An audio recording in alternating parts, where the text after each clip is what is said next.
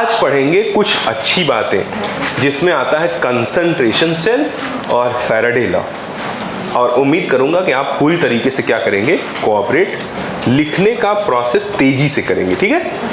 और जब डेरिवेशन करूंगा ना तो साथ ही लिखते रहेंगे। कंसंट्रेशन सेल हेडिंग डाल दीजिए बच्चों। कुछ सेल ऐसे होते हैं कार्तिक बाबू जिसमें आप देखोगे तो जिस चीज का होगा एनोड उसी का होगा cathode.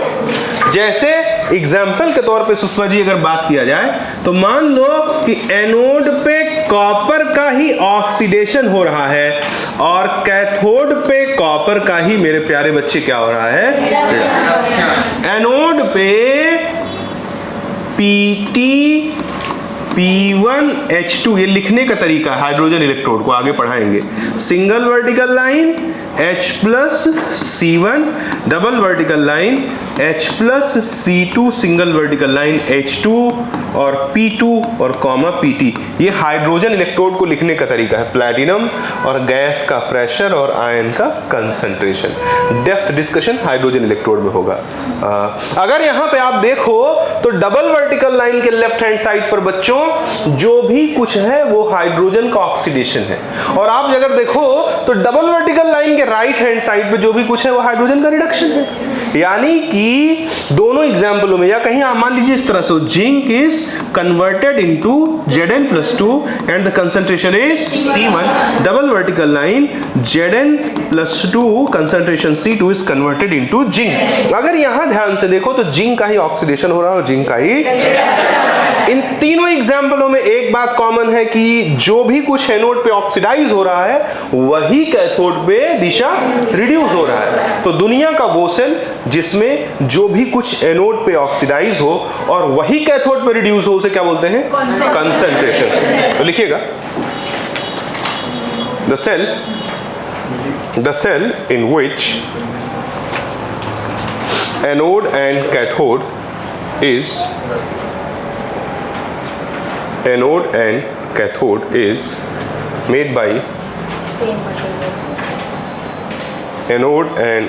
is made by same type of electrode.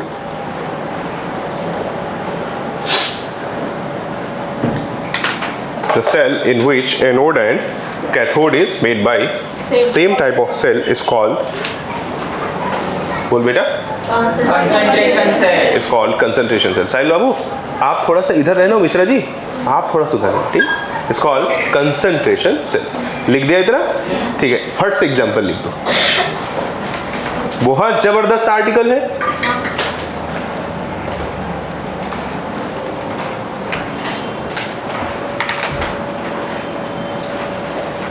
आप इसमें अगर माइन्यूटली ऑब्जर्व करेंगे तो पाएंगे जो भी कुछ एनोड पे ऑक्सीडाइज हो रहा है कार्तिक भाई वही कैथोड पे क्या हो जा रहा है, रिड्यूस। ये पहली पहचान है।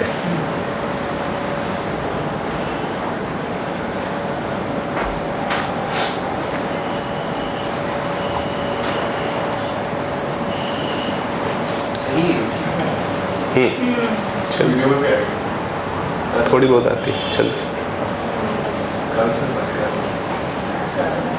नहीं चलने दो, कोई दिक्कत नहीं। कि बंद कर दो, बंद कर दो भाई, बच्चे कह रहे हैं तो।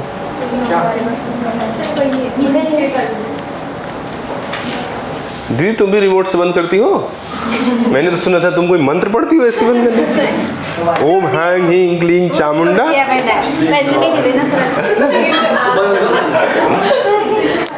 दीदी बहुत अच्छी लड़की। हो गया इतना, ठीक है प्यारे सरकार। अब जरा गौर पूर्वक जो भी बोलूंगा पी जाना एक एक बात को। जैसे मैं एग्जाम्पल के लिए इसका सिलेक्शन नहीं करूंगा क्योंकि इसमें सिर्फ कंसंट्रेशन है। मैं आगे जो डेरिवेशन कर रहा हूं उसमें दीदी इसका सिलेक्शन नहीं करूंगा क्योंकि सिर्फ कंसंट्रेशन है। मैं बीच वाले का सिलेक्शन करने चल रहा हूं क्योंकि इसमें पार्शियल प्रेशर और कंसंट्रेशन। अगर मैं इसके बिहाफ पे डेरिवेशन कर दूं तो मैं तुम्हें पार्शियल प्रेशर के बारे में कुछ ना सिखा पाऊंगा। अगर मैं इसके बिहाफ पे डेरिवेशन कर दूं तो मैं तुम्हें पार्शियल प्रेशर के बारे में कुछ ना सिखाऊंगा। बट अगर मैं इसके बिहाफ पे डेरिवेशन करता हूं तो मैं पार्शियल प्रेशर और कंसंट्रेशन दोनों के बारे में सिखा सकता हूं। इसलिए डेरिवेशन के लिए मैं किसका सिलेक्शन कर रहा हूं? हाइड्रोजन वाले का। ठीक है, उम्मीद करता हूं आपको समझ में आया होगा मेरी बात। मेरे प्यारे सरकार देखिए, मान लीजिए कि कहीं लिखा है प्लैटिनम, ये नोटेशन का तरीका है और उसका उससे पहले प्रेशर लिखा रहता P1, फिर क्या लिखा रहेगा? Hydrogen is converted into H+, it's concentration is how much? C1, double vertical line, H+ is concentration is C2 and is converted into H2. Its pressure is how much? P2. And platinum electrode is written here. देखो, अगर मैं इसमें आ जाऊं काम पे और तुमसे कहूं कि रिएक्शन एट एनोड, क्या बोलूं? रिएक्शन एट एनोड, तो एनोड पे प्यारे बच्चों हाइड्रोजन का क्या हो रहा है? Oxidation. Hydrogen is converted into 2H+ and here concentration is given how much? C1 and it will release how many electron? ठीक है, कोई प्रॉब्लम? अब देखो, इस हाइड्रोजन का प्रेशर दिया हुआ है, कितना दिया है? P1, तो यहाँ उसको लिख दिया करना। ठीक है, अब जरा देखो, हम अब आ जाते हैं और बोलते हैं रिएक्शन एट कैथोड। क्या बोलेंगे? Reaction at cathode. ठीक है, कोरस में बोलने से बचिएगा। रिएक्शन एट कैथोड पे अगर हम लोग देखें प्यारे बच्चों, तो हम लोग पाएंगे कि हाइड्रोजन का रिडक्शन हो रहा है। रेडॉक्स का सिद्धांत कहता है कि एनोड पर जितने इलेक्ट्रॉन रिलीज किए गए, कैथोड पे उतने ही चुपचाप एक्सेप्ट करा दो। मैंने यहाँ पर मेरे बच्चों 2 इलेक्ट्रॉन एक्सेप्ट करा के क्या बना दिया? H2 बना दिया। अब जरा देखें, इसका कंसंट्रेशन C2 दिया हुआ है बच्चों, तो यहाँ C2 लिख दिया, इसका प्रेशर P2 लिखा है, तो यहाँ पे क्या लिख दिया? P2। अब मैं निकालूंगा net cell reaction. Net cell reaction, net cell reaction का मतलब है रिएक्शन एट एनोड और प्लस रिएक्शन एट कैथोड, दोनों को जोड़ देंगे तो नेट सेल रिएक्शन मिल जाएगा। आओ प्यारे सरकार जोड़ देते हैं, तो P1 ब्रैकेट में क्या हो जाएगा? H2 प्लस ये क्या हो जाएगा? 2H+ C2, 2 इलेक्ट्रॉन से 2 इलेक्ट्रॉन कैंसिल हो जाएगा। It will provide us 2H+, concentration is C1 और यहाँ पे क्या हो जाएगा? Plus H2, it's pressure is P2। अगर हम इस इक्वेशन के लिए क्या लिख दें? रिएक्शन क्यूसेंट Q, तो जरा बताओ कितना आ जाएगा? C1 का power 2 into P2 upon C2 का पावर 2 इंटू P1। क्या किसी बच्चे को मैंने ये रिएक्शन क्यूसेंट कैसे लिखा, इसमें कोई प्रॉब्लम है क्या किसी को? आदित्य भाई, ठीक है। अब जरा आगे चलिए, तो हम जानते हैं नर्स्ट इक्वेशन क्या कहता है? फ्रॉम नर्स्ट, ध्यान पूर्वक, नर्स्ट इक्वेशन हम जानते हैं E cell is equals to E naught cell minus 0.0592 upon N. N is the transferred number of moles of electron. यहाँ पर अगर देखा जाए तो कितने मोल इलेक्ट्रॉनों का लेन देन चल रहा है? N की वैल्यू कितनी हो गई? 2 log। अब यहाँ पर हम लोग Q की वैल्यू कितनी पुट कर सकते हैं?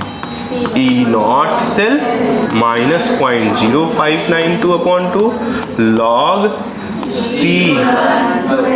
C1 है कि C2 है? ओके, C1 का स्क्वायर P2 अपॉन, ठीक है। ये जो E naught सेल है हाइड्रोजन के लिए ही नहीं, सभी कंसंट्रेशन सेल के लिए 0 होगा। हाइड्रोजन का तो स्टैंडर्ड पोटेंशियल कितना होता है? 0, चाहे वो ऑक्सीडेशन की बात हो या रिडक्शन की। तो ध्यान से देखना, E naught सेल की जगह क्या लिख सकते हैं? बोलो नहीं, E naught cathode minus E naught anode minus 0.0592 upon 2 log C1 upon C2 का whole square into P2 upon P1। थामा, अब जरा देखो, अगर हम बात करते हैं बच्चों हाइड्रोजन की, तो हाइड्रोजन के लिए E naught कैथोड की वैल्यू 0 और इसके लिए कितनी हो गई? 0। तो ये ओवरऑल वैल्यू कितना आ जाएगा? 0 और minus 0.0592 upon 2 log C1 upon C2 into का square into P2 upon P1। ये किसके बराबर आ गया? E से। Any problem? सपोज करो कि वहाँ हाइड्रोजन ना होता, क्योंकि हाइड्रोजन के लिए तो ऑक्सीडेशन और रिडक्शन पोटेंशियल दोनों की वैल्यू आर्बिट्रेरी, मतलब जबरदस्ती हम लोग जीरो ही मानते हैं। अगर हाइड्रोजन ना होता चेतन भाई तो जीरो ना मानते, फिर भी वो जीरो ही आता। दिखा दूं मैं, सपोज करो कॉपर होता और मान लो कॉपर का ऑक्सीडेशन पोटेंशियल, चुपचाप ध्यान से देखो, दिया होता 0.5 वोल्ट। कितना दिया होता? 0.5 वोल्ट। तो कॉपर का रिडक्शन पोटेंशियल कितना हो जाता? -0.5 वोल्ट। कितना हो जाता? -0.5, क्योंकि ई ऑक्सीडेशन किसके बराबर होता है? माइनस। ठीक है, तो जरा देखो, तो ई नॉट सेल क्या हो जाता? E nought cathode minus E nought anode. Cathode reduction जहाँ होता है उसे कैथोड बोलते हैं, -0.5 माइनस ये क्या दिया हुआ है? Oxidation potential. हमें चाहिए क्या? तो इसको किससे मल्टीप्लाई करते हैं? तो ये माइनस क्या हो जाता? तो -0.5 प्लस 0.5 कितना हो जाता? फिर से जीरो आ गया नहीं। यानी कि कंसंट्रेशन सेल में इलेक्ट्रोड कौन है इससे मतलब हमेशा ई नॉट सेल जो होगा वो कितना होगा? जीरो, क्योंकि जिसका होगा एनोड उसी का होगा। तो जितना होगा ऑक्सीडेशन पोटेंशियल ठीक उसका नेगेटिव क्या हो जाएगा? रिडक्शन। तो जब दोनों को ऐड करेंगे तो क्या आ जाएगा? जीरो। नहीं समझा? ठीक है, अब अगर इतनी बात समझ गए हो तो फाइनली हमारे पास जो रिलेशन आ गया प्यारे बच्चों, आ गया E cell is equals to -0.0592 upon 2 log C1 का स्क्वायर अपॉन C2 का square into P2 upon P। अब मैं कुछ केसेस लगाऊंगा, उसको तुम्हें ध्यान पूर्वक समझने की कोशिश करनी है। जैसे मैंने केस 1 लगा दिया। केस 1 क्या कहता है कि अगर P1 और P2 क्या हो जाए? बराबर हो जाए। अगर P1 और P2 आपस में बराबर हो जाएंगे, जैसे मैक्सिमम क्वेश्चंस में प्रेशर 1 ATM लिया रहता है, लेकिन हमेशा नहीं लेगा। अगर P1 और P2 बराबर हो जाएंगे तो ये रिलेशन किस में कन्वर्ट हो जाएगा? ई सेल बोला नहीं है, -0.0592 upon 2 log C1 upon C2 का whole square. This is the property of log. ये जो स्क्वायर है वो कहाँ चलाएगा? सामने। ये सबको क्लियर है? ठीक है, अब जरा देखो, -0.0592 अपॉन 2, ये 2 सामने चला गया, ये कितने बराबर हो जाएगा? Log C1 upon C2। ये 2 से 2 cancel, -0.0592 log C1 upon C2। अब तुम्हें ये बात मालूम है कि नहीं कि अगर log x निकाल रहे हो और x 1 से बड़ा है तो वैल्यू पॉजिटिव आती है। जैसे log 2, log 3, log 4 हमेशा कैसी वैल्यू देगा? पॉजिटिव। और अगर x लेस देन 1 है, लेस देन 1 यानी 0.9, 0.4, 0.7, 0.3, 0.2 बोलो, तो उन सब के लिए log नेगेटिव आता है। ये आपको मालूम है तो अच्छी बात, नहीं मालूम है तो दिस इज मैथमेटिकल आइडेंटिटी, आपको ये जानना चाहिए। तो x अगर 1 से छोटा होगा तो ये वैल्यू क्या आ जाएगी? नेगेटिव। ये सबको मालूम है? ठीक है, अब जरा आगे देखना। हम ऐसे कर देते हैं, केस में केस पैदा कर देते हैं। मान लीजिए हमने केस 1 में केस A पैदा कर दिया जब C1 is greater than C2 है, और सेम टाइम पे केस B पैदा कर दिया जब C1 is less than C2 है। जब E सेल जो आया है वो -0.0592 लॉग C1 अपॉन C2 है, बट इस बार C1 और C2 क्या है? C1 C2 से बड़ा है, यानी ये ओवरऑल वैल्यू 1 से बड़ी आएगी कि नहीं आएगी? ग्रेटर देन 1 आएगी ना, तो लॉग ग्रेटर देन 1 की वैल्यू क्या होगी? पॉजिटिव। पॉजिटिव इंटू नेगेटिव, यानी कि जो ई सेल आएगा वो क्या आएगा? और डेल जी क्या होता है? -NF ई सेल होता है। तो ये नेगेटिव और ये नेगेटिव क्या आ जाएगा? पॉजिटिव। तो डेल जी क्या आ जाएगा? पॉजिटिव। हम जानते हैं कि किसी भी प्रोसेस के लिए अगर डेल जी पॉजिटिव आ गया तो वो प्रोसेस नॉन स्पॉन्टेनियस होता है। जानते हो कि नहीं जानते हो? तो हम लोग क्या बोल देंगे कि cell reaction is non spontaneous. इतना खतरनाक बात है कि क्या बताऊं। सोचो कि किसी सेल का सेल रिएक्शन नॉन स्पॉन्टेनियस हो सकता है और किसके बिहाफ पे? कंसंट्रेशन की। इतना डेंजर बात है ना, तुमको 4 सेल नोटेशन दे दे, क्या बोला? और तुमसे कहे कि बताओ इसमें किसमें सेल रिएक्शन नॉन स्पॉन्टेनियस है, और चालो कंसंट्रेशन सेल हो, बोलो। यानी कि चारों में एनोड और कैथोड एक ही चीज से बना हुआ। नहीं समझा? समझा। और अच्छे से बता देता, रुको। जैसे बच्चों आपने मुझसे पढ़ा था कि हाइड्रोजन का जो इलेक्ट्रोड पोटेंशियल होता है 0 वोल्ट होता है, इससे ऊपर और इससे नीचे चला जाए तो ऊपर वाली वैल्यू क्या होती है? नेगेटिव, और नीचे वाली पॉजिटिव। पक्का ना? Reduction potential. अब मान लो यहाँ 5 है और यहाँ कितना है? -3। तो अगर तुम ई सेल निकालोगे तो ई कैथोड माइनस ई एनोड निकालोगे, बोलो हाँ। तो ई सेल कितना आ गया? देखो पॉजिटिव आ गया कि नहीं आ गया? तो डेल जी कितना आ जाएगा? नेगेटिव। नहीं समझा? यानी जब जब जो है, पता नहीं समझ रहे हो कि नहीं समझ रहे हो, जब जब कैथोड हाइड्रोजन के नीचे वाला हो और एनोड हाइड्रोजन के ऊपर वाला हो, तब तब ई सेल क्या आता है? पॉजिटिव। और तब तब डेल जी क्या होता है? नेगेटिव। और हम जान लेते हैं तब तब सेल रिएक्शन क्या होगा? स्पॉन्टेनियस। लेकिन यहाँ हम कुछ नहीं जान पाएंगे। क्यों? क्योंकि यहाँ पर दो जो है, जिसका बना है एनोड उसी का बना है कैथोड। तो कॉपर के ही ऊपर है, वहां तो दिमाग नहीं चला पाओगे। वहां आपको ये सीखना पड़ेगा जो मैंने सिखाया, बहुत इंपॉर्टेंट, अति बारीक बात। क्या? कि सर जी अगर जो है C1 की वैल्यू C2 से ज्यादा हो गई, यानी कि C1 क्या है बच्चों? जरा देख लो। C1 क्या है? एनोड का कंसंट्रेशन। किसका कंसंट्रेशन? यानी जब जब एनोड का कंसंट्रेशन क्या बोला? ज्यादा होगा। किससे? हाँ हाँ हाँ, बोलो बोलो बोलो। किससे? कैथोड कंसंट्रेशन से। तब तब रिएक्शन नॉन स्पॉन्टेनियस। अच्छा, बारीक बात, भयंकर बात। अगर C1 is greater than C2 हो गया, देखो जरा, ई सेल, धैर्य रखना, चुप रहना, -0.0592 और ये कितना हो जाएगा? log C1 upon C2। Now this data is less than 1, क्योंकि जो डिनोमिनेटर है वो न्यूमरेटर से बड़ा है। एक से छोटे के लिए नेगेटिव हो जाएगा, और नेगेटिव इंटू नेगेटिव, तो ई सेल क्या हो गया? पॉजिटिव। तो डेल जी क्या हो जाएगा? तो सेल रिएक्शन क्या हो जाएगी?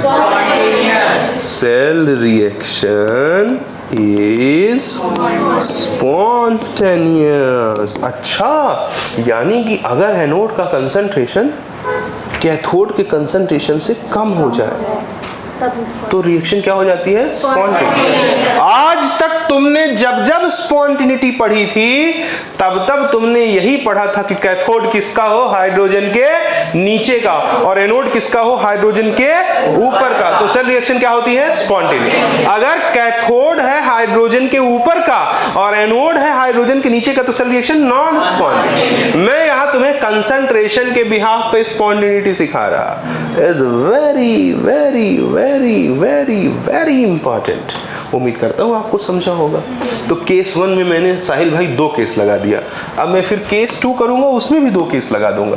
जैसे केस 1 में मैंने P1 को P2 के बराबर किया सुषमा, वैसे केस 2 में मैं C1 को C2 के बराबर कर दूंगा, और मुझे कोई रोक नहीं सकता, क्योंकि मैं हर चीज का मैथमेटिकल एविडेंस देने वाला हूं। तो ई सेल क्या आ जाएगा बच्चों? ई सेल आ जाएगा -0.0592 upon 2 log C1 upon C2 का होल स्क्वायर था, इंटू P2 अपॉन P1। जब ये दोनों डेटा बराबर हो गए तो C1 और C2 कट जाएंगे। 1 का स्क्वायर कुछ भी लगाओ 1 ही होता है। तो ये किस में कन्वर्ट हो जाएगा? -0.02 अपॉन 2 log। पक्का? अब केस 2 में 2 सब केस चलेगा, केस A, केस B। ठीक है, बॉडी लैंग्वेज कंट्रोल में रखें और ध्यान देंगे तो हमेशा चीजें क्या होंगी? इफेक्टिव होंगी। और ध्यान देना बहुत कठिन है। देखो, अगर हम लोग मान लो P1 को P2 से बड़ा कर दिए तो P1 बाई P2 क्या आ जाएगा? ग्रेटर देन 1 आ जाएगा। तो log P1 बाई P2 क्या आ जाएगा? P2 बाई P1 है। तो हमने अच्छा लेस देन 1 आ जाएगा। P1 वहाँ तो ओके, ये लेस देन 1 आ जाएगा। बोलो अब भाई, बड़े P यानी कि P1 बड़ा है ना, तो बड़े से छोटे को डिवाइड करोगे तो लेस देन 1 आ जाएगा। तो log P1 बाई P2 कितना आ जाएगा? नेगेटिव। नहीं समझा? कितना %? अगर ये नेगेटिव आ गया तो ये नेगेटिव इंटू नेगेटिव, तो ई सेल क्या आ जाएगा? पॉजिटिव। और हम जानते हैं कि डेल जी क्या होता है? Minus N F E cell. ये पॉजिटिव और ये तो डेल जी कितना आ गया? यानी कि रिएक्शन क्या होगी? स्पॉन्टेनियस होगी। स्पॉन्टेनियस, ये भी बहुत ज़बरदस्त बात है। जब भी कभी एनोड का प्रेशर ज़्यादा हो, किससे? ये देखो, एनोड का प्रेशर मैंने ज़्यादा रख रखा है, किससे? तो ऐसी स्थिति में रिएक्शन क्या होती है? अब तुमको मान लो आप 4 सेल रिएक्शन दे दिया, पूछा कि इनमें से कौन सा, सिर्फ प्रेशर दिया है, मान लो कंसंट्रेशन इक्वल दिया है, और पूछा इनमें से कौन सा सेल रिएक्शन स्पॉन्टेनियस होगा, तो झट से क्या कर दो? P1 को क्या कर दो? P2 से बड़ा। कंसंट्रेशन में जरा देखो क्या रिजल्ट आया है स्पॉन्टेनिटी के लिए, उल्टा रिजल्ट आया है। जब कौन बड़ा था? C2 बड़ा था C1 से, तब रिएक्शन क्या थी? स्पॉन्टेनियस। और प्रेशर में पक्का? देखो, एक तो बच्चा होता है समझ लेता है, और टेक्निकली पढ़ाओ तो सबको समझ में ही आ जाता है, बट वो नहीं चाहिए मुझे जो समझ लिया। मुझे वो खिलाड़ी चाहिए जो समझते से ही क्या कर लिया? याद। कि कैथोड का कंसंट्रेशन जब एनोड से ज़्यादा होता है तो रिएक्शन स्पॉन्टेनियस होती है, और एनोड का प्रेशर जब कैथोड से ज़्यादा होता है तो रिएक्शन स्पॉन्टेनियस। हम लोग अंदर घुस रहे हैं ना नॉलेज के, तो जितना सावधान होंगे, जितना सतर्क होंगे, उतना बेहतर हम उसको क्या कर सकेंगे? मेमोराइज। उम्मीद करता हूँ शायद मैं आपको समझा सका हूँगा। अब केस ए के बाद अपन इसमें केस बी कर देंगे। केस बी क्या कहता है कि if P1 is less than P2, तो हमारा यहाँ पे क्या है? P2 अपॉन P1, तो it should be greater than 1। तो log P2 upon P1, log किसके लिए? ग्रेटर देन 1 के लिए हमेशा क्या आता है? पक्का ना? तो log ये पॉजिटिव आ गया तो ई सेल क्या हो जाएगा? नेगेटिव, क्योंकि पॉजिटिव, ये अगर पॉजिटिव हो गया, पॉजिटिव इंटू नेगेटिव क्या होगा? नेगेटिव। ये तो समझते होगे ना? ई सेल क्या हो जाएगा? नेगेटिव। ई सेल अगर नेगेटिव हो गया तो डेल जी क्या हो जाएगा? डेल जी जिस भी किसी प्रोसेस के लिए पॉजिटिव होता है वो रिएक्शन क्या हो जाएगी? Non spontaneous. उम्मीद करता हूँ कि जो भी कुछ मैंने बोला वो प्यारे सरकार को समझ में आया होगा। आया है?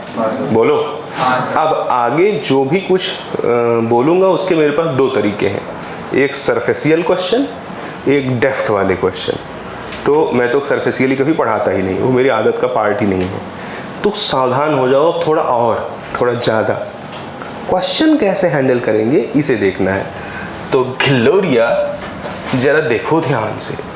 मान लो सबसे पहले सादा बोदा क्वेश्चन आ गया हमारे पास, कह दिया कि copper is converted into Cu+2, 10⁻⁻1 molar concentration है, डबल वर्टिकल लाइन Cu+2, ये 10⁻⁻2 मोलर है, सिंगल वर्टिकल लाइन। बोलो हाँ। मुझसे कह रहा है इस रिएक्शन का ई सेल बताओ। क्या बताओ? E cell. उससे पहले मैं चेतन भाई से एक बात पूछूंगा, यहाँ सेल रिएक्शन स्पॉन्टेनियस होगी कि नॉन स्पॉन्टेनियस? Very good. क्योंकि यहाँ पर कैथोड का कंसंट्रेशन एनोड से क्या है? कम, या उल्टा बोल दो, एनोड का कंसंट्रेशन कैथोड से, तब तो नॉन स्पॉन्टेनियस होगी ना? क्या इतना बारीक पीछे देखे हो? पक्का? ठीक है, देखो उन्होंने झट से बता दिया। अब अगर तुम इसको देखोगे तो देखते से ही तुम्हें पहला एहसास क्या होना चाहिए कि सर जी जिसका है एनोड उसी का है कैथोड। इसलिए मुझे ये बात सर जी क्लियर है कि ये रिएक्शन, ये कौन सा सेल है? कंसंट्रेशन सेल है।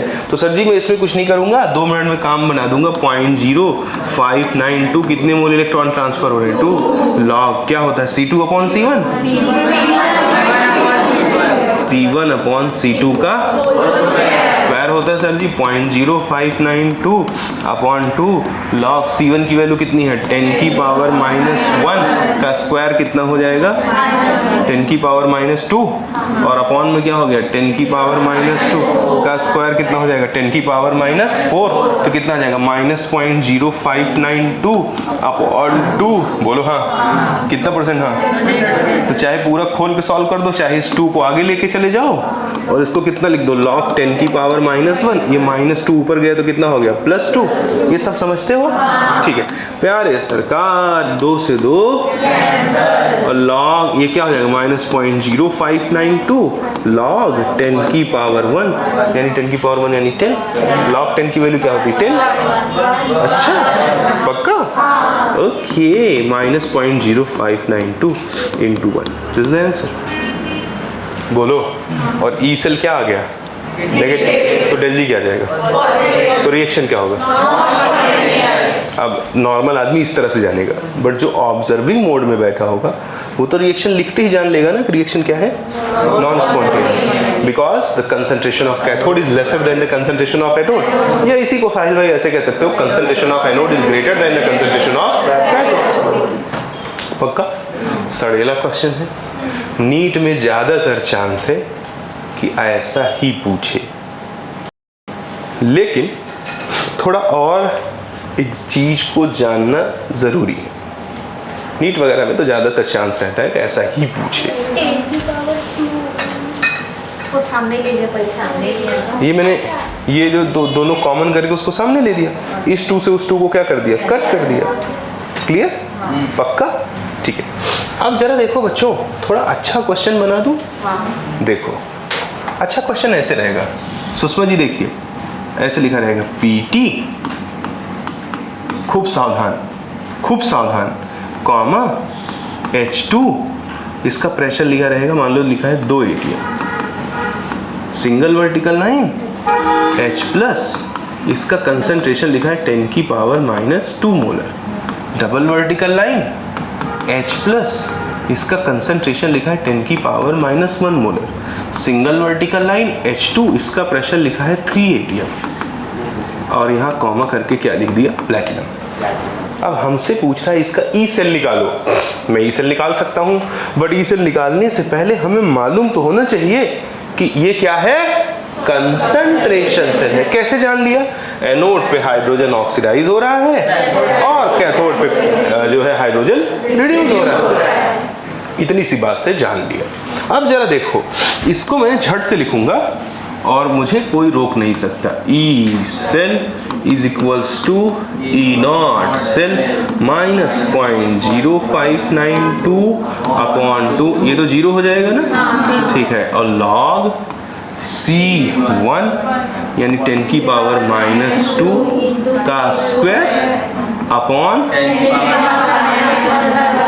इंटू 3 अपॉन 2 अब अगर यहाँ 1 होता तब तो कोई दिक्कत नहीं थी लेकिन 1 नहीं है समझा कि नहीं समझा ठीक है अब जरा देखो इसको अपन सॉल्व कर देंगे -0.0592 और अपॉन 2 और ये क्या हो जाएगा log 10 की पावर -4 ये -2 बोलो ऊपर गया प्लस इंटू ये क्या हो गया 10 की पावर रोगे तो नहीं इंटू 1.5 अब देखो ये चैलेंज हो जाता है बच्चों के लिए इसको सॉल्व करना बट ये मेरे लिए कोई चैलेंज नहीं है और तुम्हारे लिए भी कोई चैलेंज नहीं होगा देखो -0.0592 अपॉन 2 बोलो हाँ कांस्टेंट रहना खूब ध्यान से हमारे पास समय है एकदम नहीं है हमें इफेक्टिव काम करना है घिस्सू काम नहीं करना है एकदम जो सुनो फिर वो गड़ जाए दिमाग में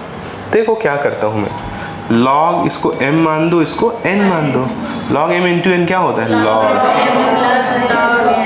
m प्लस log n होता है बोलो हाँ इसको जरा देखो -0.0592 अपॉन 2 log 10 की पावर -2 क्या हो जाएगा -2 log 10 की वैल्यू 1 हो जाएगी ये सबको समझता है ये -2 सामने आ जाएगा और log 10 1 हो जाएगा ये सबको आता है ना ठीक है प्लस log 1.5 अरे मैं तो नहीं जानता अभी सारे मैं जानता हूँ पूछो कैसे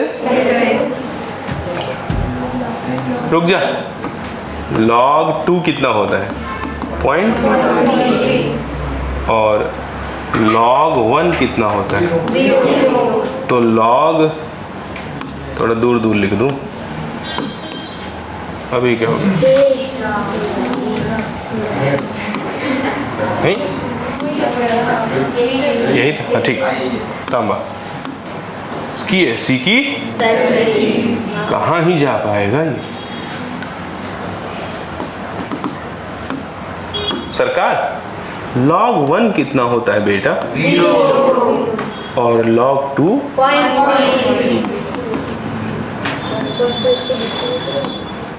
तो log 1.5 0 से 0.3 के बीच में आएगा। अब 0.5 log 1.5 जितना 1 से दूर है उतना ही 2 से दूर है। बोलो हाँ, यानी लगभग बीच की वैल्यू आएगी। तो एवरेज निकाल दो, 0 और 0.3 का एवरेज कितना आ जाएगा?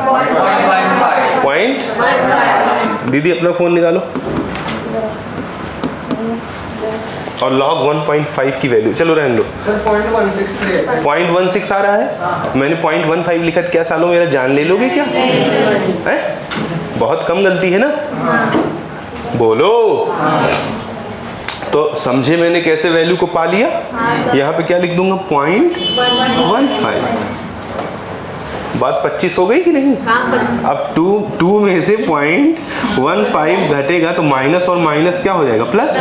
तो 0.0592 upon 2 into 1.85। This is the final answer. समझे क्या? थोड़ा सा मैथ ज़्यादा आ गया? नहीं, इतना मैथ एक नॉर्मल बच्चे को आना चाहिए। इसमें कोई बहुत बड़ी बात नहीं है, कोई रॉकेट साइंस नहीं है, बहुत छोटी सी चीज़ है। अक्षर बाबू पक्का ना? ठीक है। अगर यही वैल्यू log 1.8 होता तो रुक जाओ, तो log 1.8 1 से दूर है और 2 के पास है, तो 2 होता तो कितना हो जाता? 0.3। तो 0.3 के पास की वैल्यू 0.27, 0.26, हाँ वही 0.27, 0.26, यानी एग्जैक्ट निकालोगे तो 0.25 आ जाएगा। इससे कोई ज़्यादा चेंज नहीं आएगा आंसर में। तो मैक्सिमम में लॉगरिथम की वैल्यूज को दिमाग के दम पे जाना जा सकता है, और ज़्यादातर केसेस में तो तुम्हें डेटा दिया रहेगा फिजिक्स केमिस्ट्री में, नहीं दिया है तो भी जाना जा सकता है। ऐसी बात नहीं कि आंसर को मिलाया नहीं जा सकता। नहीं समझे? ठीक है। ये थोड़ा सा जैसे पिछले क्वेश्चन का लेवल थोड़ा डाउन था क्योंकि उसमें सिर्फ कंसंट्रेशन, इसमें थोड़ा लेवल थोड़ा और उठा दूं? पक्का? कितना % पक्का? अब मुझे खुश करने के लिए हाँ मत बोलना। ठीक है। अब देखो एक और लेवल है साहिल भाई, ऐसे लिखा रहेगा PT H2, प्रेशर दे दिया मान लो सपोज 1 atm। थोड़ा आसान और थोड़ा कठिन करता है, और सिंगल वर्टिकल लाइन डाल दिया और यहाँ लिख दिया CH3COH लो। फिर जो है डबल वर्टिकल लाइन लिया, यहाँ लिखा HCOOH और सिंगल वर्टिकल लाइन ले लिया, यहाँ H2 ले दिया और यहाँ 1 atm ले दिया और कॉमा करके प्लैटिनम लगा दिया। अब उसने जरा देखो डायरेक्ट तुमको क्या दे दिया? एसिड दे दिया। बोलो हाँ। और यहाँ पे भी क्या दे दिया? दुनिया की कोई भी एसिड हो कम ज़्यादा बट डिसोसिएट तो होती है ना। कितनी होती है ये डजेंट मैटर, डिसोसिएट होती है कि नहीं? एसिड का उपस्थिति ये बता रहा है कि यहाँ कौन है? H है, means H2 is converting into H2, और एसिड का प्रेजेंस बता रहा है कि यहाँ पे कौन है? It is converted into H, means we can clearly we can say that it is a concentration. But वो तुमको यहाँ छोड़ेगा नहीं, वो तुम्हें इसका कंसंट्रेशन दिया रहेगा और इसके Ka की वैल्यू दी रहेगी, और इसका भी कंसंट्रेशन दिया रहेगा और इसके Ka की वैल्यू दी रहेगी। Ka कौन होता है? Ionization constant. सबको इतना मालूम है? ठीक है। अब जरा देखो, they are weak acids. Ka की वैल्यू से ही पता लग जाएगा, जिसका Ka छोटा होता है वो वीक एसिड है। चक्कर आ रहा है? समझ में आ रहा है? समझ में आ रहा है। तो जरा देखो, हम तुरंत यहाँ पर मून रेड कर देंगे। CH3COH है, ये टूट के CH3COO माइनस और H प्लस देता है। अगर इसका कंसंट्रेशन C1 है और इसका डिग्री ऑफ डिसोसिएशन अल्फा 1 है, तो ये कितना हो जाएगा? शुरू में 0 0, बाद में कितना टूटेगा? C1 अल्फा 1, तो ये कितना हो जाएगा? C1 अल्फा 1, और ये कितना हो जाएगा? C1 alpha 1। बोलो हाँ। अब यहाँ से जब तुम Ka निकालोगे तो concentration of HN into CH3COO minus upon concentration of CH3COH। ये इंपॉर्टेंट इसलिए है क्योंकि मल्टीपल टॉपिक का ज़माना है, इसमें इलेक्ट्रोकेमिस्ट्री में ही आयनिक इक्विलिब्रियम आ गया, that's why it is most important. अब जरा देखो यहाँ पे C1 alpha 1 into C1 alpha 1 upon C1 common कर दिया 1 माइनस अल्फा 1, C1 से C1, और अगर अल्फा 1 काफ़ी छोटा होगा क्योंकि एसिड वीक है तो 1 माइनस अल्फा 1 किसके बराबर हो जाएगा? 1 के। तो Ka1 जो है वो किसके बराबर हो जाएगा? C1 अल्फा 1 का स्क्वायर। तो अल्फा 1 किसके बराबर हो गया? Under root Ka1 C1। But alpha 1 जाए तेल लेने, मेरे को क्या चाहिए? H ion. मेरे को क्या चाहिए? तो H आयन किसके बराबर है? C1 अल्फा 1 के। C1 तुम्हें दिया है, कुछ लोगों को तकलीफ शुरू हो गई होगी तो थोड़ा तकलीफ झेलो, इसलिए तो अपन काम करते हैं ना। देखो इंटू अल्फा 1 क्या हो जाएगा? Under root Ka1 C1। इसको अंदर ले लो तो क्या हो जाएगा? Ka1 इंटू C1 का स्क्वायर अपॉन C1 से C1 कैंसिल हो गया, अंडर रूट Ka1। जिसको ये सब कुछ नहीं समझा वो इस तुरंत रट्टा मारो कि जो H आयन होता है वो किसके बराबर आता है? Under root. फिर जब तुम्हें आयनिक इक्विलिब्रियम पढ़ाऊंगा तो अपने आप ये सब जान जाओगे। और जिसको समझता है इतना तो बहुत अच्छी बात है। यानी कि यहाँ तुम्हें H आयन चाहिए, वो किसके बराबर होगा? K1 C1। तो यहाँ भी निकालूं तो यहाँ क्या हो जाएगा? Under root Ka2 C2। नहीं समझा? ठीक है, उम्मीद करता हूँ कि इतना समझे होगे, नहीं तो फिर इतना पूरा सेम ही लिखना पड़ेगा। तो यहाँ पर जो H आयन आएगा वो किसके बराबर आएगा? Under root Ka1 C1। और यहाँ H आयन किसके बराबर हो जाएगा? Under root C2। नहीं समझा? ये थोड़ा सा मैंने लेवल को क्या कर दिया? बढ़ा दिया। आपको तकलीफ हुई क्या? नहीं। अब जरा देखो, अब हमको तो मालूम है कि हम अगर क्या लिख दें? E cell. क्या लिख दें? E cell. तो ई सेल हम क्या लिखेंगे? इसको मिटा दो, रुको, नहीं यही लिख देता। थामा, नहीं घबरा जाएंगे कुछ लोग। थोड़ा सा अपने पे कॉन्फिडेंस भी तो रखना चाहिए कि नहीं? अपने ऊपर थोड़ा भरोसा रखना चाहिए। जब तुम ही अपने ऊपर नहीं भरोसा रखोगे तो ये समझ लो आधा काम तो ऐसे ही खराब हो गया। देखो, E cell is equals to -0.0592 upon 2 log थंबा C1 का स्क्वायर P2। बोलो, अब P1 और P2 कितना दिए हैं? कोई टेंशन है? सीधे अपने को मतलब किससे है? C1 अपॉन C2 का होल स्क्वायर। 2 आगे ले दूंगा तो 2 से 2 लॉग C1। अब C1 क्या होता है? H आयन का कंसंट्रेशन ना, तो तुम सीधे C1 मत पुट कर देना। नहीं समझे? तो और अच्छा कर देता, क्योंकि वो डेरिवेशन में जो C1 था ना, थांबा, नहीं तो आधे लोग इसी में चकरिया आ जाएंगे। यहाँ पे अपन क्या लिख देंगे? ऑक्सीडेशन अपॉन, तो ऑक्सीडेशन H आयन का हो रहा है ना, H2 से H आयन में हो रहा है ना। H आयन का कंसंट्रेशन कितना है? ये इसका स्क्वायर तो नहीं होगा क्योंकि ये कट गया, तो क्या हो जाएगा? Under root Ka1 C1 upon under root, एक लाइन में आंसर आएगा। नहीं समझा? देखो ये प्रोसेस इतनी बड़ी है बट फाइनल रिजल्ट तुम्हारे पास एक लाइन में आएगा, और एक लाइन में तुम्हारे पास क्या आ जाएगा? आंसर। जैसे तुमने इसको याद कर दिया अच्छे से, पक्का? जैसे मैं एक क्वेश्चन ही बना देता हूँ। लो, मान लो दीदी जी हमको लिखता है H2, टेढ़ा बनाओगे? आसान, ठीक है, चलो टेढ़ा बनाओ। तो यहाँ PT लिखा, कॉमा, यहाँ 2 ATM लिख दिया। बोलो हाँ। और यहाँ सिंगल वर्टिकल लाइन, यहाँ मैंने लिख दिया HA, ये भी एक वीक एसिड है। कैसे पता लग जाएगा? अभी पता लग जाएगा। देखो यहाँ मैंने लिख दिया HB, और यहाँ पे सिंगल वर्टिकल लाइन ये H2, और यहाँ पे प्रेशर रख दिया 1 ATM और यहाँ पे कॉमा लगा के क्या कर दिया, प्लेटिनम। जब एक आदमी सब कुछ बना सकता है तो एक बच्चा सब कुछ कर नहीं सकता। कोई मैंने तो मलाई निकाल के तुम्हें दे रहा हूँ ना, तुम्हें बैठ के खाली मलाई खाना है। तुम्हें क्या मेहनत है, कुछ नहीं, तुम्हें केवल सुन लेना है, समझ लेना है बातों को। देखो अब ये क्वेश्चन पहले पहचानो तो सही। यहाँ मान लो k a की वैल्यू दी हुई है 2 × 10⁻⁴ और यहाँ ka की वैल्यू दी हुई है 2 × 10⁻⁵ और यहाँ जो है C1 कंसंट्रेशन एसिड का दिया हुआ है 10⁻2 मोलर और यहाँ कितना दिया हुआ है 10⁻3 मोलर। बोलो हाँ।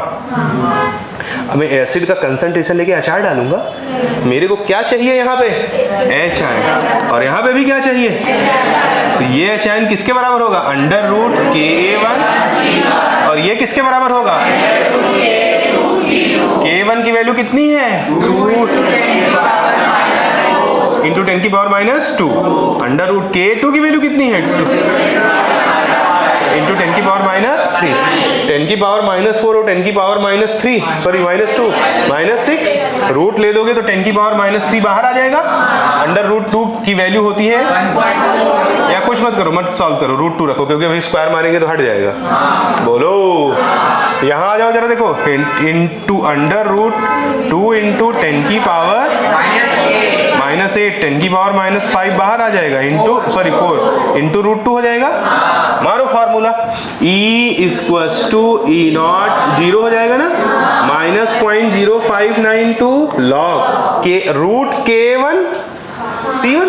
बोलो तो हमने √Ka1 C1 की वैल्यू निकाल दी है ना, और इस 2 को मैं लिख ही नहीं रहा हूँ, नहीं समझा। अबे ये देखो ना यार, ये 2 उड़ा दिया कि नहीं, उसका स्क्वायर को सामने ले आकर के, यहाँ जो स्क्वायर था उसको सामने ले आके 2 उड़ा दिया कि नहीं उड़ा दिया, मनीषा नहीं समझा। ठीक है देखो इधर, तो ये कितना हो जाएगा, लॉग √Ka1 C1 कितना है जरा बताओ, 10⁻⁻2 3 × √2 और ये कितना आ गया है, √2 से √2 ऊपर चला गया 10 की वैल्यू 1.0 -0.0592 प्रेशर हमने अलग अलग रखा है। हाँ रुको, सही कह रही है, तो कितना हो जाएगा वो P2/P1 यानी 1/2 स्क्वायर थोड़ी होगा, वो कंसंट्रेशन का होता है। बोलो हाँ, तो यानी log 1/2 log 5 ऊपर 10 था ना, तो ये क्या हो जाएगा log 5 की वैल्यू जानते हो, अरे टेंशन ना लो, अरे log 2 जानता है ना, बोलो ठीक है। इधर देखो, और log अगर कहीं 6 आ गया तो क्या करोगे, log 2 × 3 कर दोगे, तो log 2 प्लस log 3, log 2 की वैल्यू जानते हो ना, और ये 0.47 तो कितना आ गया, 7 पक्का ना, कितना परसेंट पक्का। अगर log 6 की वैल्यू 0.77 आ गई तो log 5 की वैल्यू कितनी आ जाएगी, 0.77 से थोड़ी कम, बोलो 0.7 के आसपास। हाँ वो तो मेरे को याद है, मैं तो कह रहा हूँ ना 0.7 के आसपास, जिसको नहीं याद उसके लिए कह रहा हूँ। तो इसको क्या पुट करूँगा, -0.0592 × 0.7, एक्चुअल वैल्यू 0.69 होती है, आयनिक इक्विलिब्रियम में निकालना सिखा दूंगा। तो बहुत टेढ़ा है, बहुत टेढ़ा तो नहीं है, बोलो मजा आया, पक्का। एक स्टेप और जा सकता हूँ बट नहीं जाऊंगा क्योंकि वो नीट का पार्ट नहीं है, समझे क्या। देखो एक स्टेप और जा सकते हैं, उसमें मैं क्या कर देता, यहाँ बेस ले देता और यहाँ एसिड ले देता, तो कंसंट्रेशन ऑफ OH आयन मिल जाता, H ion × OH ion Kw के बराबर करके कंसंट्रेशन ऑफ H आयन निकाल देते, और फिर क्या निकाल देते, E से। समझा। वैसे इतना भी कठिन नहीं है कि नीट और मेंस का सिलेबस एक जैसा है, एडवांस की क्लास ये है नहीं, एडवांस की क्लास चलेगी टाइम पे जब किसी को उस लेवल का कोई आदमी हो तो उसे पढ़ाया जाए, बोलो। और अगर आप पिछले 2 सालों का रिसर्च करो तो मेंस से टफ नीट का केमिस्ट्री आया है, आप एक बार दोनों पेपर लेके चेक कर लो।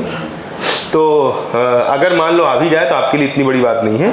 जब हम लोग क्या पढ़ेंगे, तो वहाँ आपको ये सिखा देंगे। इसका फोटो साइल वाइन आई थिंक ले लिया है, ठीक है। अब जरा देखो, इसमें हेडिंग कुछ और बड़ी है। क्या पढ़ा है? First law. अब हम लोग क्या सीखेंगे? फैराडे। सावधान हो, बोलो। सावधानी हटी तो दुर्घटना घट गई, इसलिए सावधानी हटने मत देना। फैराडे लॉ तुम्हें पहले से मालूम है, पता ये तुम्हारे मुंह से बुलवा दूं फैराडे लॉ? देखो बुलवा देता हूँ। मान लो कि तुमने मोल्टेन NaCl का इलेक्ट्रोलिसिस शुरू कर दिया। मोल्टेन NaCl का मतलब है शुद्ध पिघला हुआ NaCl। एनोड पे कैसा चार्ज है? पॉजिटिव। बेटा कैथोड पे कैसा चार्ज है? कैथोड की तरफ कौन जाएगा? सोडियम। एनोड की तरफ कौन जाएगा? Cl-, क्योंकि ऑपोजिट आयंस अट्रैक्ट होंगे ना, ठीक है। अब मान लो एक बार कस्तूरी 5 मिनट के लिए इलेक्ट्रोलिसिस मैं कराता हूँ। मेरे जाने के बाद ये जो है सानिया 10 मिनट के लिए इलेक्ट्रोलिसिस कराती हैं, तो किसके केस में ज़्यादा सोडियम डिपॉजिट होगा? 10 मिनट। सीधी बात है कि नहीं? यही क्या है? First law of Faraday. दिखाऊं कैसे? फर्स्ट लॉ ऑफ फैराडे कहता है कि सोडियम क्या हो रहा है? रिड्यूस, और क्लोराइड आयन क्या हो रहा है? ऑक्सीडाइज। ध्यान से सुनना, reduced or oxidized amount of substance, क्या बोला? Reduced or oxidized amount of substance is directly proportional to charge flowing through the circuit. अब 5 मिनट के लिए अगर मैं करंट फ्लो करूंगा तब ज्यादा चार्ज फ्लो होगा, या 10 मिनट के लिए करंट फ्लो करूंगा तब? That's it. तो क्या हो गया फर्स्ट लॉ ऑफ फैराडे कि ऑक्सीडाइज्ड और रिड्यूस्ड अमाउंट ऑफ सब्सटेंस, यानी तो कॉमन सेंस की बात है। ऑक्सीडाइज्ड और रिड्यूस्ड अमाउंट ऑफ सब्सटेंस, बोलो हाँ, is directly proportional to, is directly proportional to charge flowing through the circuit। सावधान रहना। अभी रुको, देखो बच्चों, यानी अगर मैं W कह दूं वो अमाउंट है जो सब्सटेंस ऑक्सीडाइज या रिड्यूस हो रहा है, उसका कुछ अमाउंट होगा ना। 2 ग्राम, 5 ग्राम, 10 ग्राम, 100 ग्राम, 1000 ग्राम, कुछ तो हो रहा होगा ना। ये सीधे किसके प्रोपोर्शनल है? चार्ज के। बोलो हाँ। और हम जानते हैं Q = I/T होता है, तो W डायरेक्टली प्रोपोर्शनल हो जाएगा I/। अगर हम प्रोपोर्शनलिटी साइन हटाएं तो कांस्टेंट लेते हैं, ये हो जाएगा ZIT। इसको बोलते हैं इलेक्ट्रो केमिकल इक्विवेलेंट। क्या बोलते हैं? इलेक्ट्रोकेमिकल इक्विवेलेंट बोलते हैं। Any problem? अभी सावधान होना है, क्योंकि अब जो बोलूंगा is the part of observation. देखो, अगर बच्चे I की वैल्यू में 1 एम्पियर ले दूं और T की वैल्यू में 1 सेकेंड ले दूं, तो I इंटू टी जो हो जाएगा वो 1 एम्पियर इंटू सेकेंड हो जाएगा, और इसी को अपन 1 कूलाम बोलते हैं। पक्का ना? ठीक है। तो तब W किसके बराबर हो जाएगा? Z के। यानी electrochemical equivalent is nothing, it is oxidised और reduced amount of substance when 1 ampere of current is flowing through the circuit for 1 second. या और एक लाइन बोल दो, if we are flowing 1 coulomb charge to the circuit, यानी अगर circuit में 1 coulomb charge flow किया जाए, बोलो, तो जो ऑक्सीडाइज या रिड्यूस्ड अमाउंट ऑफ सब्सटेंस है वही क्या कहलाता है? Electrochemical equivalent. बहुत इंपॉर्टेंट है, क्योंकि आगे जो कुछ दिखाने वाला हूँ वो सवालों की बिल्कुल एकदम मक्खन की तरफ काट देगा क्वेश्चनों को। देखो, अगर ये तुमने देखा तो यानी कि Z इज नथिंग, बोलो, Z is nothing, it is amount, बोलो हाँ, ऑफ सब्सटेंस ऑक्सीडाइज्ड और रिड्यूस्ड। कब? when 1 ampere of current flowing through circuit. Very good. For 1 second. अब इतना तो जानते हो 1 एम्पियर इंटू 1 सेकेंड को ही 1 कूलॉम बोलते हैं। आगे मजा आ जाएगा। पूछो कैसे? ध्यान से देखना। ये रहा सोडियम, इसने 1 मोल इलेक्ट्रॉन लेके साहिल भाई क्या बना दिया? सोडियम। ये रहा मैग्नीशियम, इसने 2 मोल इलेक्ट्रॉन लेके क्या बना दिया? मैग्नीशियम। पक्का? तो ध्यान से देखना, 1 मोल इलेक्ट्रॉन लिया तो 23 ग्राम सोडियम रिड्यूस हुआ। आवाज नहीं आई? ठीक है, यहां जरा देखो, 2 मोल इलेक्ट्रॉन लिया तो 1 मोल यानी कि 24 ग्राम, ये सब तो सिखाया हूं ना पीछे, 24 ग्राम मैग्नीशियम डिपॉजिट हुआ। तो 1 मोल इलेक्ट्रॉन से कितना हो जाएगा? 12 gram magnesium. Suppose we are discussing about aluminium, Al+3 है, इसने 3 मोल इलेक्ट्रॉन लिया तो क्या बना दिया? Al। यानी 3 मोल इलेक्ट्रॉन लेने पर 27 ग्राम क्या बनता है? एल्यूमिनियम। तो 1 मोल इलेक्ट्रॉन लेने पे क्या बनेगा? 1/3 इंटू 8 या 9 बे 9 ग्राम ऑफ एल्यूमिनियम। कुछ देखा क्या तुमने? नहीं, अभी तुम वो नहीं देख पाए जो मैं दिखाना चाहता हूँ। तुमने बहुत सरफेसियली देखा, मैंने कुछ ऐसा देखा जो तुमने नहीं देखा। पूछो क्या? 1 मोल इलेक्ट्रॉन अगर सर्किट में फ्लो कराया जाए तो रिड्यूस्ड अमाउंट ऑफ सब्सटेंस जो है वो अपने इक्विवेलेंट वेट के बराबर है। ध्यान से देखो, अबे सोडियम का इक्विवेलेंट वेट क्या होता है? 20, क्योंकि molar mass upon valency factor sodium का 1। मैग्नीशियम का इक्विवेलेंट वेट क्या होता है? 12। Molar mass upon valency factor 24 divide by 2। Aluminium का वैलेंसी फैक्टर क्या होता है? सॉरी, इक्विवेलेंट वेट क्या होता है? Molar mass upon valency factor. Molar mass is 27, valency factor is 3। मैंने ये देखा, तुम भी उसे देखे कि नहीं देखे? क्या अगर किसी सर्किट में 1 मोल इलेक्ट्रॉन फ्लो कराया जाए तो जो रिड्यूस्ड या ऑक्सीडाइज होने वाला सब्सटेंस है वो हमेशा अपने इक्विवेलेंट वेट के, नहीं समझा? पक्का? कितना %? बस अब आगे खेल बना दूंगा। 1 मोल इलेक्ट्रॉन से जो सब्सटेंस ऑक्सीडाइज या रिड्यूस हो रहा है वो इक्विवेलेंट वेट के बराबर है।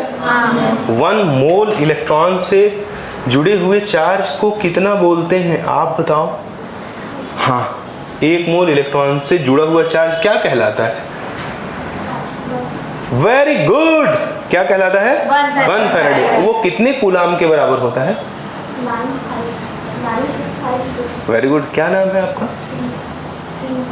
Okay, very nice, very good. बैठ जाओ। 1 मोल इलेक्ट्रॉन, भाई इन्होंने तो माहौल बना दिया। 1 मोल इलेक्ट्रॉन से जुड़ा हुआ चार्ज क्या कहलाता है? 1 फैराडे। और किसके बराबर होता है? 96500। यानी 96500 कूलाम अगर चार्ज फ्लो कराएंगे तो कितना सब्सटेंस डिपॉजिट होगा?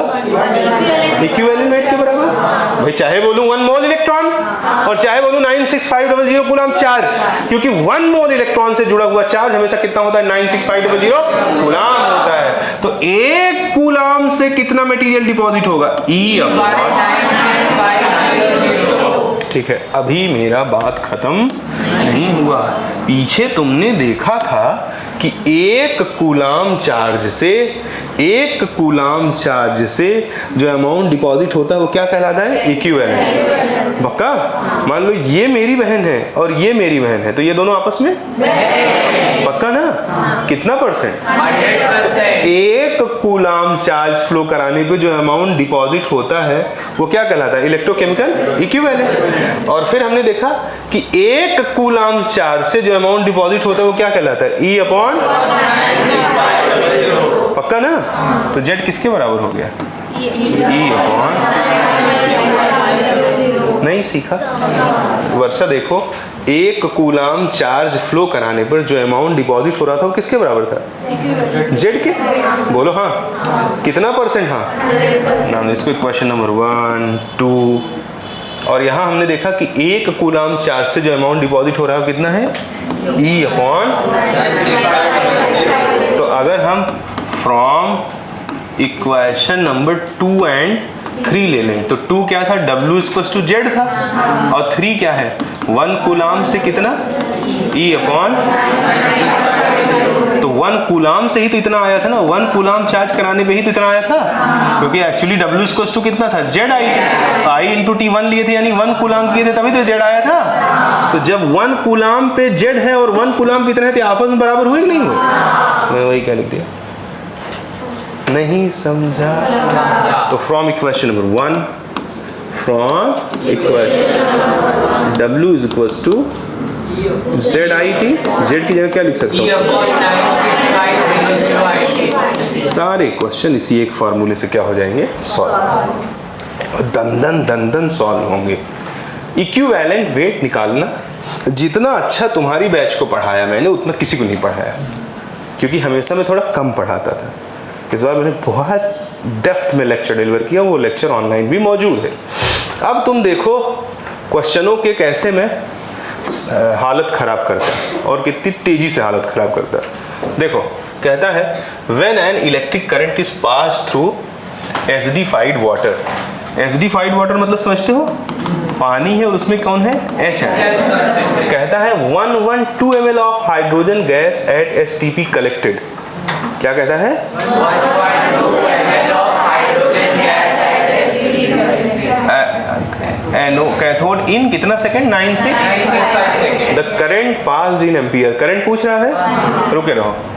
सबसे पहले रिएक्शन लिखो, 2H plus takes 2 electron and gives hydrogen. इसका कितना ml मिल रहा है? 112। थांबा, हाइड्रोजन का ml दिया है, मोल चाहिए, क्या करूं? हाइड्रोजन का ml दिया है, मोल चाहिए, क्या करूं? हट, V in ml divided by 2 method 3 ना, ठीक है, क्योंकि STP पे दिया है ना, कितना परसेंट? हाँ, तो 112 डिवाइड बाई 22400, इससे कट गया 1/200, यानी इतना मोल है हाइड्रोजन। इतने मोल हाइड्रोजन का मास नहीं निकाल सकते, मोल दिया है, मास चाहिए, नाचू इंटू 2 1/100 मास आ गया, यानी डिपॉजिटेड हाइड्रोजन का मास आ गया। बस अब आंसर आ जाएगा। ऐसे आंसर आएगा कि क्या ही बताऊं। इधर देखो W is equals to E upon 96500 into, पक्का ना?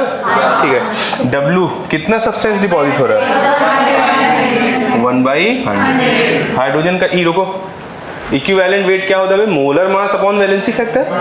तो मोलर मास हाइड्रोजन का कितना है? 2, और हाइड्रोजन का वैलेंसी फैक्टर कितना है? 1 मोल स्पीसीज के द्वारा लिया या दिया गया इलेक्ट्रॉन, तो कितने ले रहा है? 2, तो डिवाइड बाई 2, पक्का, अपॉन 96 इंटू 965, आई पूछ रहा है 965, ये कट के 1 आ गया, ये कट के 1 हो गया, और ये भी कट गया, तो आई कितना आ गया? Any problem? पक्का? एक और मेथड है which is called unitary law, बहुत ही आसानी से सॉल्व हो जाएगा। पूछो कैसे? मेथड 2 देखो, सावधान, कितना ग्राम आया? पक्का? ठीक है, 2 मोल इलेक्ट्रॉन लगता है 1 मोल हाइड्रोजन बनाने में, यानी 2 ग्राम हाइड्रोजन बनाने में। तो 1 ग्राम बनाने में कितना लगेगा? 1 मोल। तो 1/100 ग्राम बनाने में कितना लगेगा? 1/100 मोल इलेक्ट्रॉन। बोलो हाँ, इलेक्ट्रॉन के मोल पता लग गए? बोलो, Q क्या होता है? I into T। तो इलेक्ट्रॉन के मोल कितने हैं? 1/100। तो चार्ज कितना हो जाएगा? मल्टीप्लाइड बाई 96500, चक्कर आ गया? अब एक मोल इलेक्ट्रॉन से जुड़ा हुआ चार्ज कितना होता है? 96500। तो 2 से कितना हो जाएगा? इंटू 2। 500 से कितना हो जाएगा? इंटू 500। 1/100 से कितना हो जाएगा? ये किसके बराबर हो गया? आई टी कितना है? 96। ऊपर क्या आएगा? नीचे क्या आएगा? 965 और ये कट गया, इससे आई कितना आ गया? ये फार्मूले से आ गया, ये यूनिटरी लॉ से आ गया, एक ही आंसर आया। इसका मतलब कि आंसर बिल्कुल 100% सही। अगला क्वेश्चन कहता है 2 electrolytic cell, 1 containing acidified ferrous chloride and another containing ferric chloride are। अच्छा ये रुको थोड़ी देर बाद का है, ये सेकेंड लॉ ऑफ फैराडे का है। इधर देखो, कहता है एक करंट ऑफ 9.65 एम्पियर। क्या कहता है?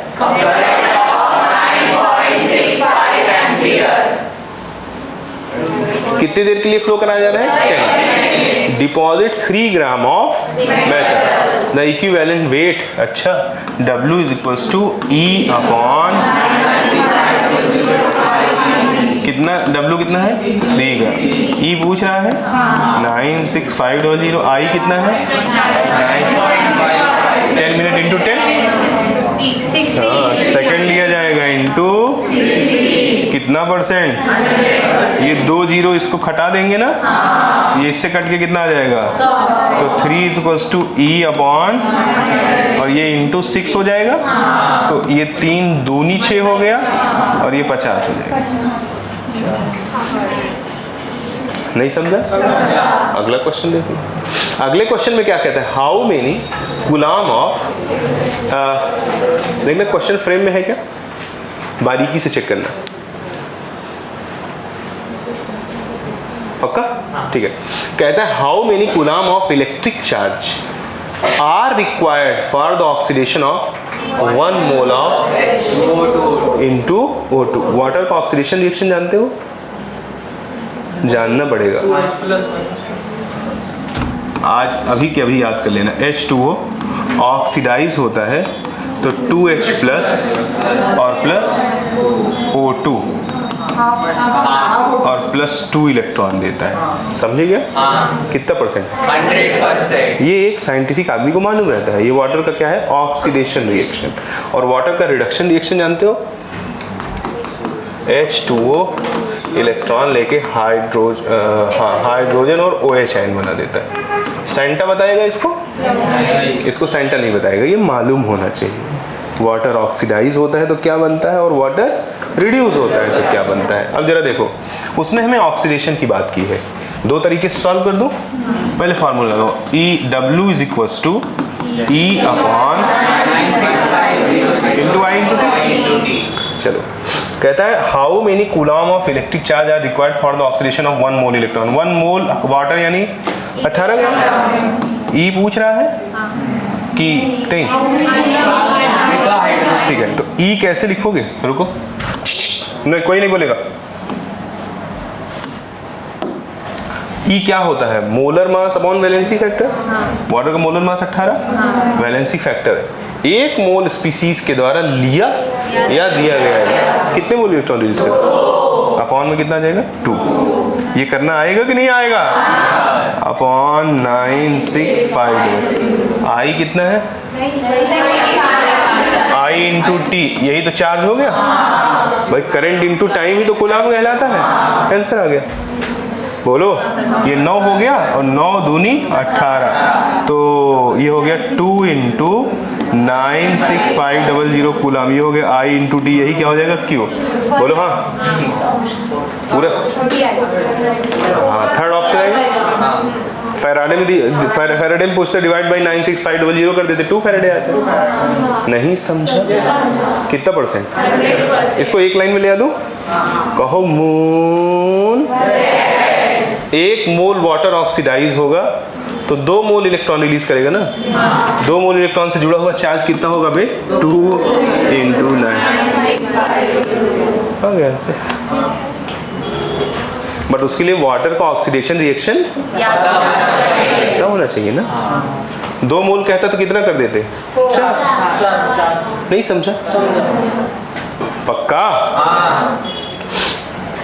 वैसे बिना रिएक्शन पता हुए तुम ना तो ये कर पाओगे ना ये, क्योंकि रिएक्शन नहीं पता होगी तो यहाँ से वैलेंसी फैक्टर डिसाइड नहीं होगा। समझे कि नहीं समझे? तो उम्मीद करता हूँ आपको समझ में आया होगा। अगला क्वेश्चन देख लेते हैं। कहता है on passing electricity through dilute H2SO4 solution the amount of substance liberated at the cathode and anode are in the ratio. ये थोड़ा खतरनाक क्वेश्चन है, देखोगे। H2SO4 डाइल्यूट है, यानी उसमें 2H प्लस है, प्लस SO4 पे प्लस वाटर है। इसका तुम इलेक्ट्रोलिसिस कर रहे हो, बोलो हाँ। सावधान हो, सावधान नहीं हो तो कोई मतलब नहीं है। मैं अपना कोरम पूरा करके जाऊंगा, आपको ध्यान रखना है। कैथोड पे हाइड्रोजन जाएगा, 2H प्लस 2 इलेक्ट्रॉन लेके क्या बना देगा, H2। बोलो हाँ। और कैथोड पे वाटर भी जा सकता है, बट वाटर से भी जो आप देखो वाटर और हाइड्रोजन में किसका आरपी ज्यादा होता है, हाइड्रोजन। बोलो हाँ। मैं भी प्रधानमंत्री बनना चाहता हूँ, नरेंद्र मोदी भी प्रधानमंत्री बनना चाहते हैं, कौन प्रधानमंत्री बन जाए, क्योंकि उनकी जो पॉलिटिकल पावर है वो मुझसे कहीं ज्यादा है ना। तो ये भी रिड्यूस होना चाहता है, ये भी रिड्यूस होना चाहता है। चाहने से कुछ होगा? बोलो, चाहने से थोड़ी कुछ होता है, क्षमता से होता है। दोनों में किसका आरपी ज्यादा? That's why this will not reduce and this one will reduce। कितना %? ठीक है। अब जरा देखो आगे की कहानी देखो। अब ये तो हो गया कैथोड पे रिएक्शन। अब ये देखो जरा एनोड पे रिएक्शन। कहाँ? एनोड पे सल्फेट आयन है, वाटर है। सल्फेट आयन जब ऑक्सीडाइज होता है तो H2O4 पे -2 + 2 इलेक्ट्रॉन बनाता है। सेंटा बताएगा इसे? NCERT में लिखी लाइन है ये। और वाटर जब ऑक्सीडाइज होता है तो क्या होता है, 2H plus 2 electron plus half O2। बोलो हाँ। अब जरा देखो, ये भी ऑक्सीडाइज होना चाह रहा है, ये भी ऑक्सीडाइज होना चाह रहा है, तो कौन ऑक्सीडाइज होगा? जिसका ऑक्सीडेशन पोटेंशियल ज्यादा है। तो कैसे पता लगेगा? कोई आके कान में बताएगा भाई इसका ज्यादा है? NCERT में डेटा दिया है। और वैसे मैं आगे तुम्हें एक टॉपिक पढ़ाऊंगा कि product at anode and cathode during electrolysis. क्या पढ़ाऊंगा? बहुत खतरनाक, बहुत खतरनाक। मजा ना आ गया तो बताना। तो वहाँ मैं ये चीज़ आपको बताऊंगा कि इसकी जो ऑक्सीडेशन पोटेंशियल की वैल्यू है वो कितनी होती है। इसकी OP की वैल्यू होती है 1.23 और इसकी होती है 1.96। ये NCERT में दिया हुआ है। कितनी कितनी? पक्का? तो किसका OP ज्यादा है?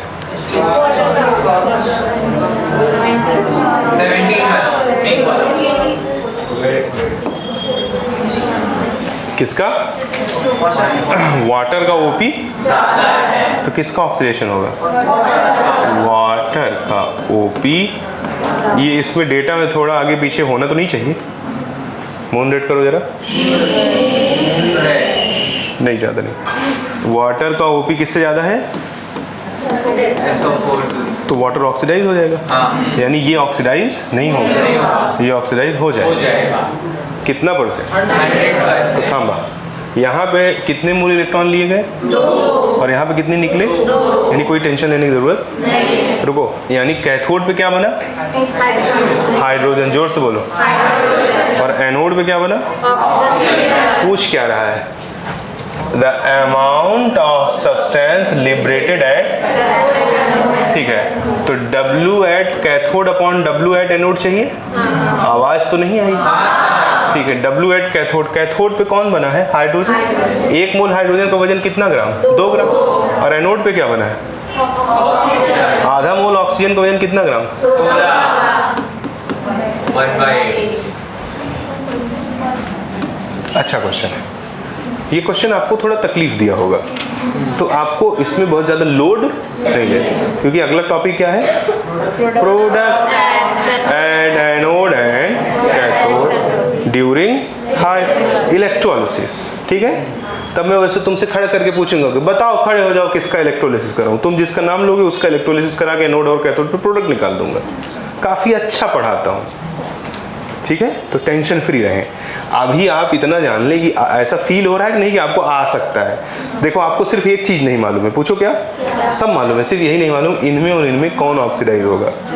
तो वो मैं सिखाऊंगा आगे, डोंट वरी। समझा गया? अभी याद रख लो कि वाटर होता है। और सुनो, और सुनना चाहो तो सुन लो, वाटर के साथ कोई भी एनायन हो, सल्फेट हो, नाइट्रेट हो, साइनाइड हो, क्या ऑक्सीडाइज करा देना? वाटर। समझे कि नहीं समझे? हाँ सर। बोलो। बाकी डेप्थ में आगे बताऊंगा। अच्छा क्वेश्चन है ये, इधर देखें। कहता है व्हाट वुड बी द, क्या कहता है? What would be the ratio of moles, यानी moles of Ag is to moles of copper is to moles of iron that would be deposited by passage of same quantity of electricity through solution of salt containing। अच्छा, एक solution जिसमें क्या है? Ag plus और क्या है? Cu plus और क्या है? सेम चार्ज फ्लो करा दो। यहाँ Q, अगर मान लो सेम चार्ज, चलो एक मोल डाल दो, हो गया ना सेम चार्ज। तो एक मोल से कितना बनेगा? एक मोल सिल्वर। ये एक मोल से कितना बनेगा? 2 से बनता है एक, तो एक से कितना बनेगा? आधा। नहीं समझा? ये 2, ये 3 से बनता है एक, तो एक से कितना बनेगा? तो रेशियो क्या आ गया भाई? 1:1/2:1। बात खत्म। पक्का? कितना परसेंट पक्का? 100%। तुम 1 नहीं फ्लो कराना चाहते तब भी आंसर यही आएगा। 2 करा दो तो भी आंसर यही आएगा। 3 करा दो तो भी आंसर यही आएगा। ले आ दूं या मानोगे? अच्छा, अब ये है सेकेंड लॉ ऑफ फैराडे। क्या है? जब भी कोई सर्किट सीरीज में हो तो सेम अमाउंट ऑफ करंट उस सर्किट में फ्लो होता है, ऐसा फिजिक्स कहता है। तो फैराडे कहता है कि अगर कोई 1, 2 या 3 सेल किसमें लगे हों? सीरीज में। पक्का? तो इसमें जो अमाउंट ऑफ करंट जाएगा वही इसमें जाएगा और वही इसमें जाएगा। हाँ कह दो। अगर सेम अमाउंट ऑफ करंट सब में जाएगा तो फैराडे कहता है कि जैसे मान लो इसमें 3 लगा है ना, कोई 2 ले लो। जैसे मान लो तुमने इनको सेलेक्ट कर लिया, ठीक है? बोलो, ये थोड़ा और अच्छे से बता देता हूँ, रुको। जैसे मान लो कि हमने कोई 2 सेल एक दूसरे के किस में कनेक्ट कर दिया? सीरीज में।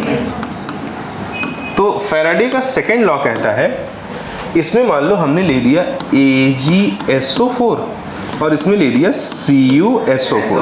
तो यहाँ कॉपर पे कौन, सॉरी कैथोड पे कौन जाएगा? सिल्वर। और यहाँ कैथोड पे कौन जाएगा? कॉपर। बोलो। तो फैराडे कहता है कि ड्यूरिंग इलेक्ट्रोलिसिस यहाँ जितना सिल्वर डिपॉजिट होगा WAG और यहाँ जितना कॉपर डिपॉजिट होगा WCO, उनके वेट का जो रेशियो होता है वो इक्विवेलेंट वेट के रेशियो में होता है। किस में होता है? पक्का? तो इंग्लिश में इसको कैसे बोल देंगे? वही बहुत बड़ी बात हो जाएगी। क्या? If same amount of current is flowing through 2 cell which is connected with each other in series, then deposited amount of substance in first cell and the deposited amount of substance in second cell is always in the ratio of their equivalent weight। और ये बात 2 कौड़ी की है। पूछो कैसे? दोनों पे तुम क्या लगा दो? First law. इस सेल पे फर्स्ट लॉ लगाओगे, इधर देखो, तो WAG क्या हो जाएगा? EAG upon 96500 into I into D। Current same बह रहा है ना? इधर जरा देखो, इस पे तुम लगा दो WCU, ECU upon 96500, same current जा रहा है I इंटू D। इसे इक्वेशन नंबर B मान दो, इसे इक्वेशन नंबर A मान दो और इक्वेशन नंबर A को डिवाइड कर दो इक्वेशन नंबर B से। तो WAG अपॉन WCU ये किसके बराबर आ जाएगा? प्रूफ हो गया कि नहीं? कितना परसेंट? हाँ, यही है सेकेंड लॉ ऑफ फैराडे कि अगर कोई 2 सेल एक दूसरे से सीरीज में कनेक्टेड हो, क्या बोला? तो किसी भी इलेक्ट्रोड पे यानी अगर साइन भाई इसका कैथोड लेंगे तो इसका भी कैथोड लेंगे, इसका एनोड लेंगे तो इसका भी। Deposited amount of substance is always in the ratio of their equivalent weight. अब इस क्वेश्चन के देखो भी तोते उड़ा देता है। ये क्वेश्चन देखो यही तो था जो मैंने बोला था अभी थोड़ी देर बाद देते हैं। इसको पेन नहीं उठाना है। कहता है टू, क्या कहता है, two electrolyte cell, one containing acidified ferrous, ferrous यानी ferrous chloride, sorry ferrous chloride, and another acidified ferric FeCl3 in series. Series कहते ही समझ गए। The ratio of iron deposited at cathode in two cells when electricity is pass through the cell. अबे एक Fe+2 है, एक Fe+, तो WFe+2 upon WFe equals to EFe+2। E क्या हो जाएगा, मोलर मास ऑफ आयरन, जो कि मान लो X upon 2, molar mass of iron X upon 3/2। बोलो, 2 कौड़ी के क्वेश्चन बनते हैं, कोई बहुत ज़्यादा खास औकात नहीं, कुछ इफिशियंसी और कुछ 2-3 टेढ़े क्वेश्चन बनते हैं, उनको आगे ले देंगे। आज का लेक्चर बहुत इफेक्टिव रहा है, उम्मीद करता हूँ कि आप इसको पूरी तरीके से कंट्रोल करके आएंगे। ठीक है, चल लेट्स स्टॉप।